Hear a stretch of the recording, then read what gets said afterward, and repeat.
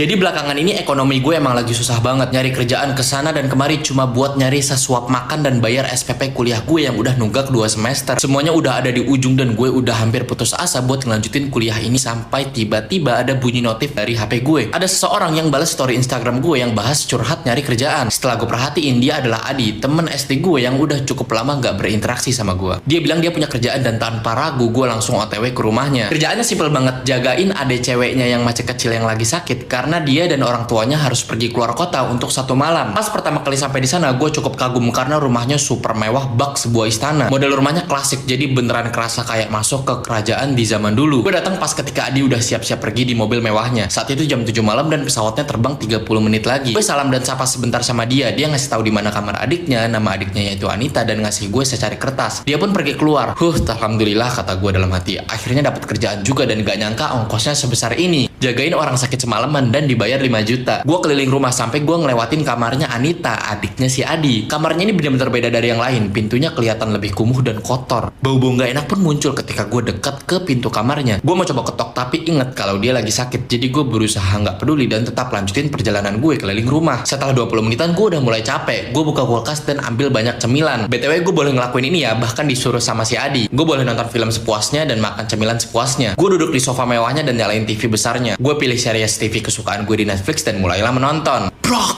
brok, brok. Gue loncat terkaget di atas sofanya. Ada suara barang-barang yang berjatuhan dari kamarnya Anita. Gue bangun dan mengarah ke sana. Semakin gue dekat, semakin gue ngerasa kalau kayaknya barang-barang ini sengaja dibanting-banting. Ada suara gelas pecah, bangku dilempar, dan sebagainya. Gue ngerasa mungkin si Anita marah kalau kakak dan mamahnya pergi tanpa ngajak dia. Tok tok tok, Anita, kamu kenapa nih? Suara bantingan barangnya pun berhenti. Terdengar suara langkah kaki bergerak mendekati pintu tempat gue berdiri. Gue coba sapa sekali lagi dengan lembut. Nita, kamu kenapa? Duk duk duk. Suara Anita gebukin pintu dari dalam. Bulu kuduk gue langsung merinding dan gue mundur perlahan ke belakang. Duk duk duk. Suara itu muncul lagi dan kali ini lebih keras. Duk duk duk. Kayu-kayu di pintunya mulai bengkok seakan mau jebol. Gue lari ke ruang tamu dan buka laptop gue untuk searching tentang penyakit yang membuat seseorang jadi kayak Anita. Ketika gue nyalain laptop, ternyata laptop gue masih dalam posisi ngebuka file skripsi yang udah selesai gue kerjain. Karena gue ngerjainnya pakai AI bikin skripsi gratis di skripsilagi.com. Gue ngerjain skripsi gue full pakai AI gratis dari skripsilagi.com. Semuanya ada dan lengkap mulai dari bikin bab 1 sampai bikin bab 5. Nah, di sini gue mau contohin buat uji tes bab 4 skripsi gue. Gue cuma butuh masukin data-data gue dan klik kirim dan tuh, udah deh. Semua hasilnya ini bisa lu parafrase dulu atau buat ulang atau langsung aja lu copy paste ke skripsi lu. Udah deh, selesai. Linknya ada di bio ya.